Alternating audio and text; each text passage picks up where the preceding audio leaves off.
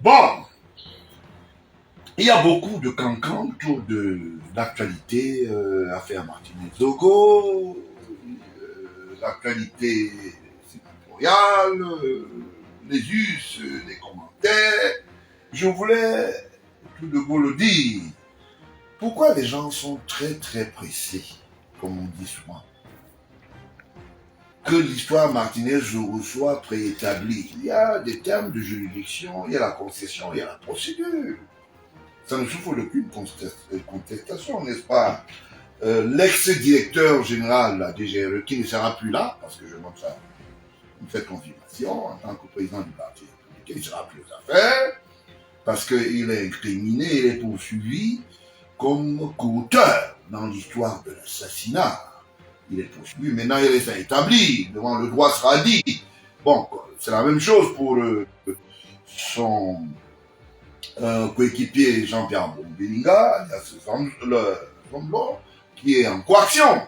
Et poursuivi, naturellement, le droit sera établi face à une juridiction compétente. Et je voulais tout de go encourager le rapport quotidien qu'il y a eu entre la population camerounaise et ensuite cette population qui a bien voulu étant en temps d'écho, aujourd'hui à satisfaction selon les sondages. Parce que la primeur dit souvent, quand il y a les scellés, ça veut dire qu'il y a le délit. Et aujourd'hui, ça ne souffre d'aucune contestation qu'on puisse regarder en disant, l'État ne se trompe pas, on a interpellé des individus, oui, toute l'élite, une certaine armée, hein, j'appelle ça l'armée qui noircit, la grande miette. Et ça ne souffre d'aucune contestation. D'ailleurs, ils sont passés aux aveux, c'est pas nous qui le disons.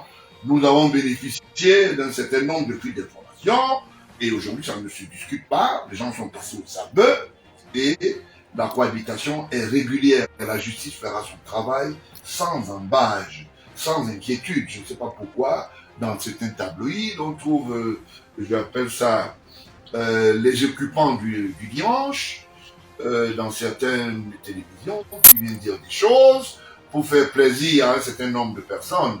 On ne parle pas aujourd'hui, dans le dossier Martinez-Zogo, de la recherche du corps de délit. Non, c'est pas de ça qu'il s'agit.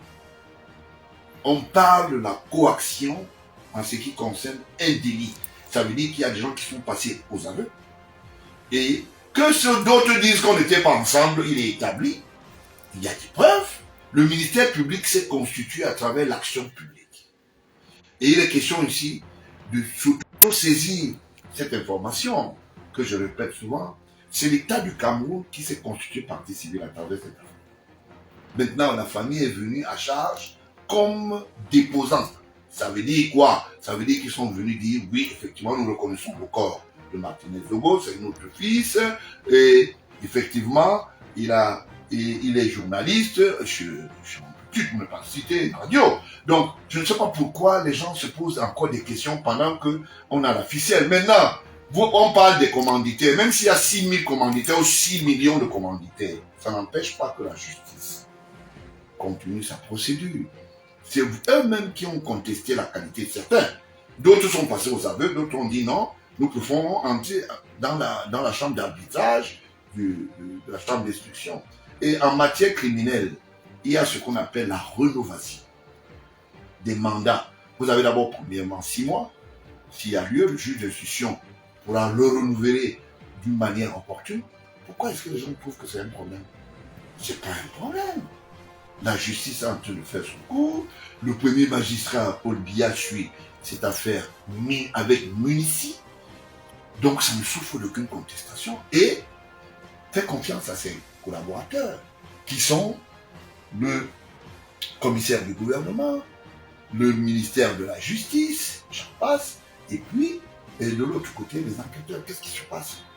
Je ne sais pas pourquoi les gens sont pressés. Pourquoi les gens veulent qu'on juge vite les auteurs du crime, ou bien les co-auteurs présumés du crime? Pourquoi ils veulent? Est-ce que c'est parce que c'est une histoire des petits bandits et petits voyous qui ont mis en mal l'État du Cameroun à travers cette insertion découverte dans les enquêtes? Et ça, je vous le dis, ça ne souffre d'aucune contestation. Apéritivement, et je le dis et je le redirai toujours, il y a haute trahison parce que quand vous mettez tout un État dans un tableau d'écoute, ça veut dire simplement que vous avez posé un acte. Pire encore, si vous êtes le directeur général des renseignements extérieurs. Vous comprenez? Ça a été le rôle culminant de l'ex-rédacteur en chef d'Ayolo, le directeur du cabinet civil, qui se passe pour être le neveu du chef de l'État. Il n'en est pas question. Mais ça n'est pas mon cas. Et je suis dessus, personne ne m'apportera le contraire de cela. Et d'ailleurs, c'est une telle autre trahison de savoir que c'est sa fille qui se dotait l'immeuble et qui est propriétaire de l'immeuble et quand je vais en parler tout à l'heure. Parce que entre la donation et la cession, le parent de Laetitia s'appelle Bondo Ayolo Samuel. Sa mère, présumée, s'appelle Sylvie Dame Ayolo. Ça ne souffre d'aucune contestation. Alors, vous allez nous démontrer par A plus B que l'immeuble n'est pas présumé être le lieu de la culpabilité ou de scène. Ce n'est pas de ça qu'il s'agit. Personne n'a posé la question. Et pourquoi on ne s'interroge pas pourquoi qui est le propriétaire de cet immeuble? Vous voulez seulement avoir l'information de ce que le crime s'était passé là-bas. C'est là-bas où on a torturé Zogo. Or, ce n'est pas normal. Ce n'est pas normal. Ne vous interrogez pas. Voilà des comportements qui sont pour moi inadmissibles. Quand Bondo Ayolo allait faire des tours au chantier, avec sa fille et son enfant, dans le chantier des écarts, c'était bien. C'était eux les forts, ceux dont on a donné mandat et mandataire. Pour ça, je vous ai toujours dit, quand on peut dire qu'on est neveu du chef de l'État, on sert son père, on ne dessert pas son père. C'est de ça qu'il s'agit, chez nous les Bantous. Alors, d'abord, je voulais m'inscrire en faux. Voilà l'attitude non prestative de notre pays. Et quand c'est une colère de pensée culturelle, c'est un patrimoine culturel qu'il faut défendre. Un individu va écrire sur l'immeuble en disant c'est immeuble Ekan. Cet immeuble appartient à la communauté Ekan ou bien à la fille d'Ayolo qui s'appelle Laetitia ou bien à comment vous appelez Amouroubilinga. Voilà autant de choses. Donc demain d'autres vont dire que voilà nous sommes dans l'immeuble Bonliha. D'autres vont dire nous sommes dans l'immeuble de ça. L'autre va dire, comme vous voyez là, nous sommes dans l'immeuble militaire du camp général, du quartier général. Chacun va aller mettre un patrimoine et des... Voilà le danger. Alors, cette culpabilité, je voulais vous le dire, et je voulais interpeller ceux qui sont du côté de la diaspora américaine. Vous avez vu là, l'autre jour, on a interpellé les gens, on a combien de gens? Vous ne pouvez organiser aucun bal tribal dans votre pays. Nous sommes 258 ethnies définies. Donc, il n'y a pas de grande tribalisation de tout. Votre réunion que vous prétendez faire en septembre, qui commence déjà maintenant, là, et que vous appelez All Bami, ça ne passera pas. Nous sommes dans un pays uni, indivisible.